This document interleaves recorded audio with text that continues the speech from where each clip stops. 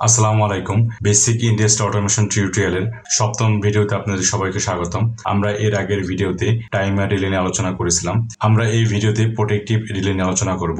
তো চলুন শুরু করা যাক। প্রোটেক্টিভ রিলে মূলত যে কোনো ডিভাইসকে আমরা প্রোটেকশন দেওয়ার জন্য যে ধরনের ডিভাইস ব্যবহার করে থাকি তাকে আমরা বলতে পারি কি প্রোটেক্টিভ ডিভাইস। তো ইন্ডাস্ট্রিতে এরকম বিভিন্ন ধরনের প্রোটেক্টিভ ডিভাইস ব্যবহার করা হয়ে থাকে। তো এর ভিতরে সব থেকে বেশি যে ডিভাইসগুলো ব্যবহার করা হয়ে থাকে বা সচরাচর যেসব ডিভাইসগুলো আমরা প্রোটেক্টিভ ডিভাইস হিসেবে ব্যবহার করে থাকি সেগুলো সম্পর্কে আজকে আপনার সাথে আলোচনা করার চেষ্টা করব।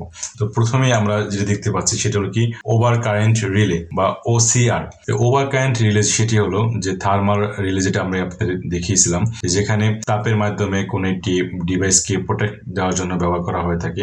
আর এটি সব থেকে বেশি যেটি ব্যবহার করা হয়ে থাকে যে মোটরে ওভার কারেন্ট ফ্লো হওয়ার সময় যাতে মোটরকে সেভ করা যায়, মোটরকে প্রোটেকশন দেওয়ার জন্য এই ধরনের রিলেগুলো ব্যবহার করা হয়ে থাকে, যেটাকে আমরা বলে থাকি ওভার লোড রিলে। তো এরপরে যেটি আছে সেটি হলো আর্থ ফল্ট রিলে বা ইএফআর। এটি আমাদের খুব একটি জনপ্রিয় একটি রিলে, যেটি হলো আমাদের যদি আর্থ ফল্ট করে, মানে আমাদের যে ইন্ডাস্ট্রিতে সব থেকে বেশি গুরুত্বপূর্ণ একটি বিষয় আর্থিং, আমাদের গ্রাউন্ডিং করা যেটা বলা হয়, যে গ্রাউন্ডিং করা হয় এই কারণে যদি কোনো ডিভাইসে লিকেজ কারেন্ট চলে আসে বা অনাকাঙ্ক্ষিত যদি কোনো কারেন্ট চলে আসে সেটি যাতে আমাদের আর্থে পৌঁছায় দেওয়া হয়। তো এই জন্য আমাদের ইন্ডাস্ট্রিতে অনেক বেশি আর্থিং ব্যবহার করা হয়ে থাকে। তো এই আর্থিং যেন ঠিক আছে কিনা, আমাদের যে প্যানেল বোর্ডগুলো থাকে বা আমাদের যে ডিভাইসগুলো থাকে ইন্ডাস্ট্রিতে, সেই ইন্ডাস্ট্রিতে ঠিক মতো আর্থিং আছে কিনা সেটি প্রোটেক্ট দেওয়ার জন্য এই ধরনের রিলে ব্যবহার করা হয়ে থাকে। তাকে বলা হয় আর্থ ফল্ট রিলে। যখনই আর্থিং ফল্ট করবে তখন যাতে ডিভাইসটিকে অফ করে দেওয়া যায়, এই জন্য এই আর্থ ফল্ট রিলে গুলো ব্যবহার করা হয়ে থাকে, মানে সেফটির জন্য। এরপরে যেটি দেখবো সেটি হলো রিভার্স পাওয়ার রিলে। যেহেতু আমার হাতে এই ধরনের রিলে গুলো নাই, তাই আপনাদের এক্সপেরিমেন্ট করে দেখাতে পারতেছি না। যদি কখনো আমার হাতে এই সব ডিভাইস আসে আমি আপনাদের অবশ্যই এক্সপেরিমেন্ট করে দেখাবো। তো জাস্ট এখানে আমি আপনাদের অ্যানিমেশন করে দেখাচ্ছি। তো এখানে দেখেন, এখানে রিভার্স বলতে এটি বলা হয় যে আমাদের পাওয়ার নির্দিষ্ট দিকে যাচ্ছে। তো সেক্ষেত্রে আমি মনে করতে যে এই দিক থেকে আমাদের পাওয়ারটি এদিকে আসতেছে। এখন যদি কোনোভাবে যাতে এই দিকে যেন পাওয়ার ফ্লো না হয় সেই জন্য এই রিভার্স পাওয়ার রিলে ব্যবহার করা হয়ে থাকে। যখনই কোনো প্রকারের রিভার্স পাওয়ার আসা শুরু করবে বা আসার সম্ভাবনা থাকবে তখনই আমাদের সিস্টেমটিকে অফ করে দেবে। তো এইরকম রিভার্স পাওয়ার রিলে ইউজ করা হয়ে থাকে ইন্ডাস্ট্রিতে।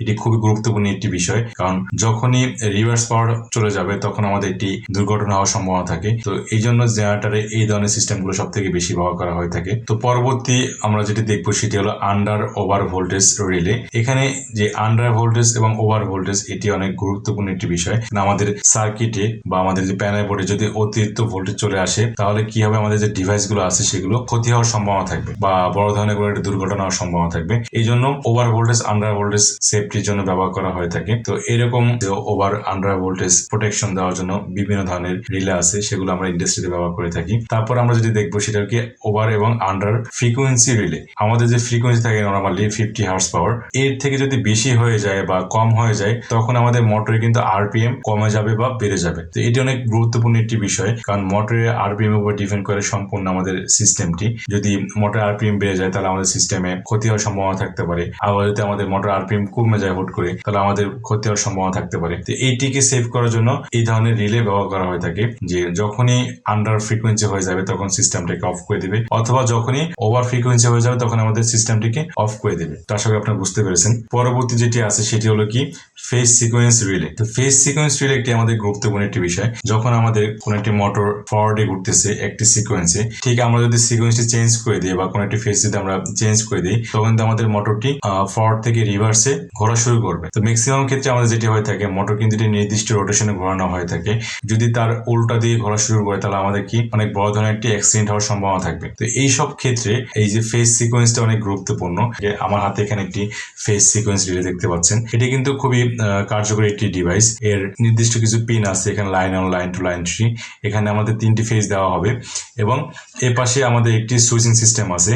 আর এখানে ডায়াগ্রাম দেওয়া আছে যেখানে 15 এবং 16 নর্মালি ক্লোজ এবং 15 এবং 18 নর্মালি ওপেন। এখানে একটি মাত্র সুইচ ভিতরে ইন্টারনাল কাজ করতেছে, যেটাকে বলা হয় সিঙ্গেল পোল ডাবল থ্রো। এখানে single pole double throw switch কিভাবে কাজ করে থাকে আমি আপনাদের বেসিক ইন্ডাস্ট্রিয়াল টিউটোরিয়াল নাম্বার 2 দেখিয়েছি। আপনারা অবশ্যই আমার এই ভিডিওগুলো দেখে আসবেন, তাহলে এই সিস্টেমগুলো খুব ভালোভাবে বুঝতে পারবেন। এই ধরনের ফেজ সিকোয়েন্স রিলেগুলো ইন্ডাস্ট্রিতে অনেক বেশি ইউজ করা হয়ে থাকে। অনেক দেখতে অনেক ছোট এবং খুবই কার্যকরী।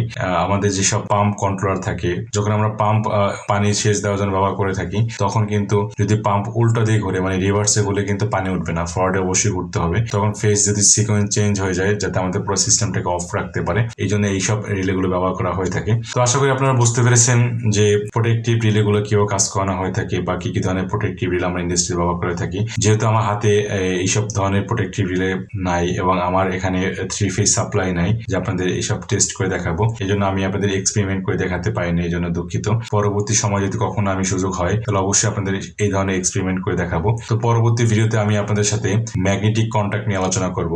তো সেই পর্যন্ত সবাই ভালো থাকবেন, সুস্থ থাকবেন, আল্লাহ হাফেজ।